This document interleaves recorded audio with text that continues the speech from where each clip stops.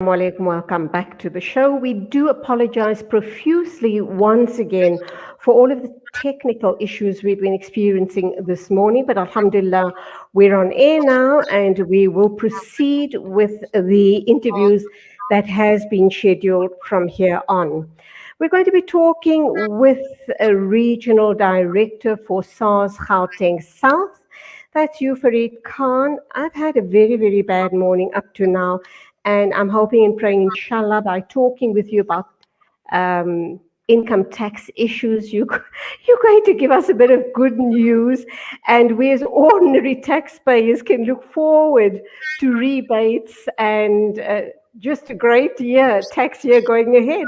Assalamu alaikum. Welcome to the program. Wa alaikum salam wa rahmatullahi wa barakatuh, Julie, to you and to the listeners. Inshallah, the rest of the day will go much better.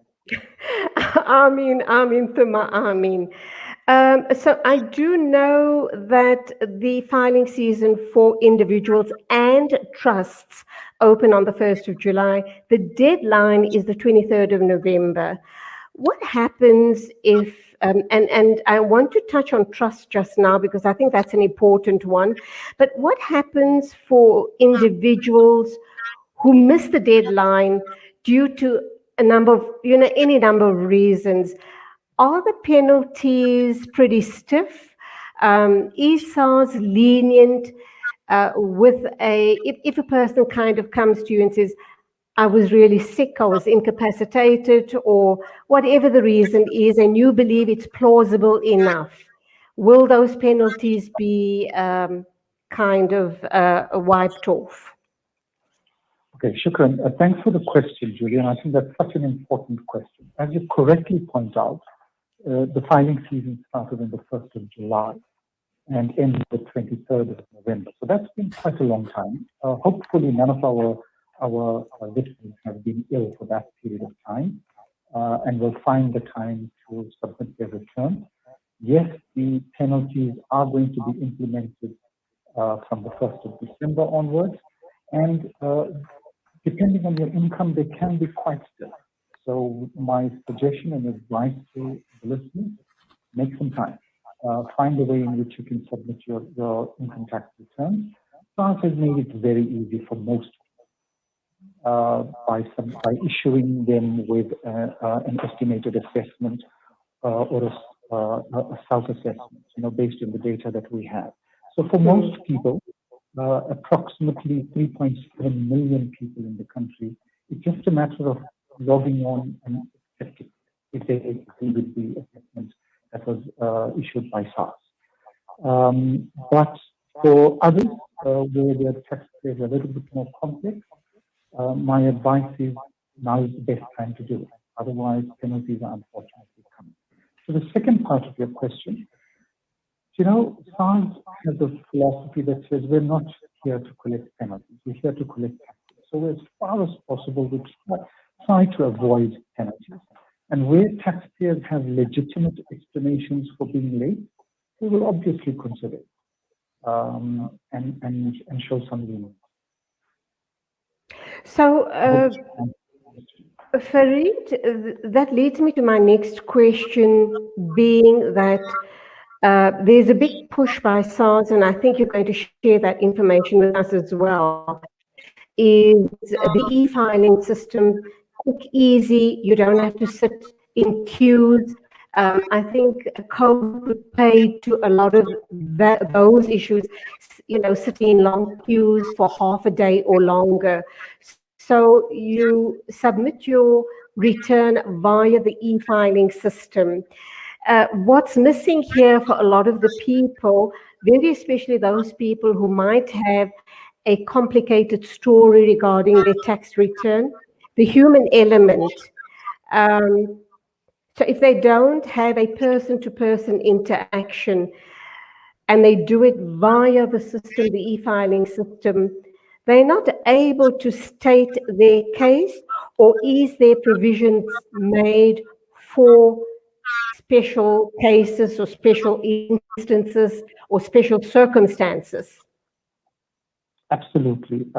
Julie, another very important question. Thank you for that. So So SARS has made it extremely easy. Just to give you some information, on e-filing alone this year, we have received, I'm just getting the latest number so I don't misquote, 2.2 million returns on e-filing.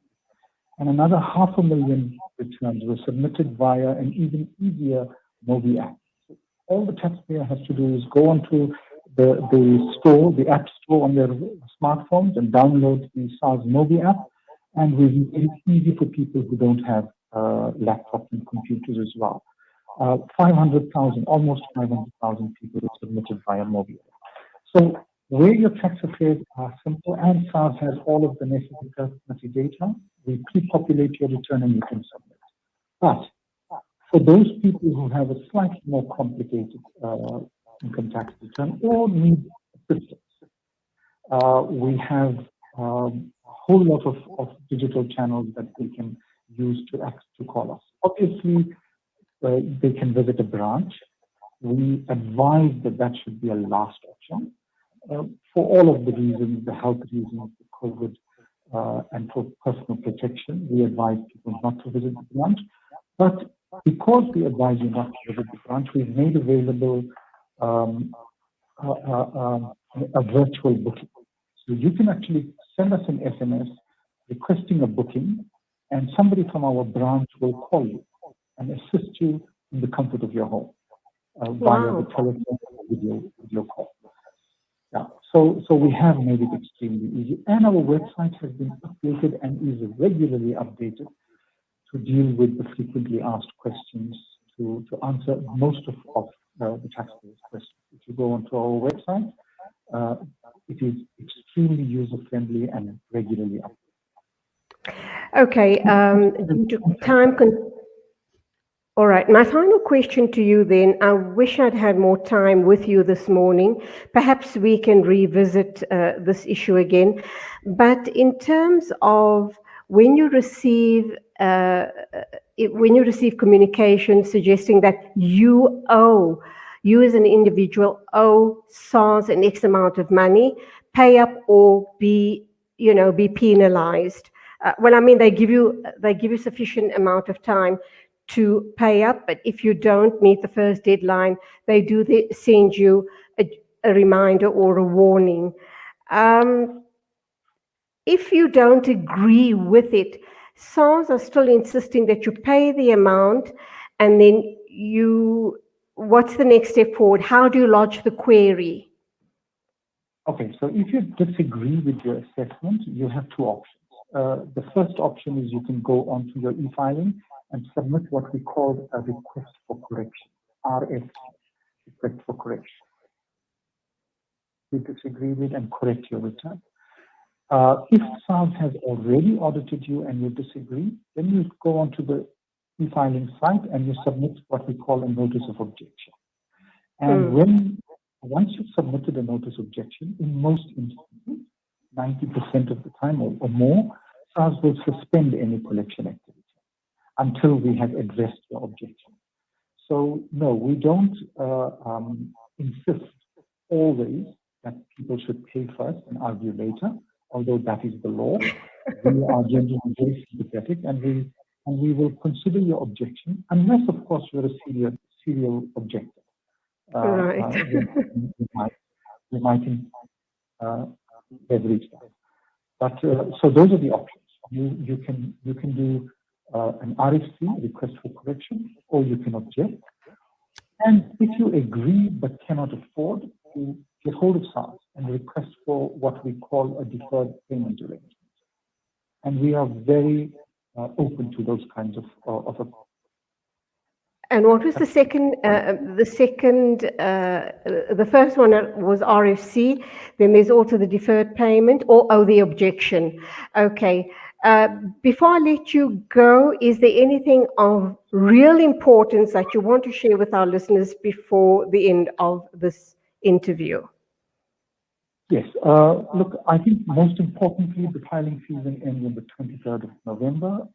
Legislation has been changed this year that empowers SARS to impose penalties even if you have a single outstanding return. So I'd like to just thank all of those taxpayers that have already filed their returns, and for those people who have done the right thing. And we urge you to submit your return if you haven't already done so. Use a reputable practitioner if you're having difficulties, or call SARS, and we will try to assist you. And we urge you to visit our branch only as a last resort, for your own safety and for the safety of others. And inshallah, I think if we all try to do the right thing, then we empower our government to serve the poorest people of this country. Farid Khan,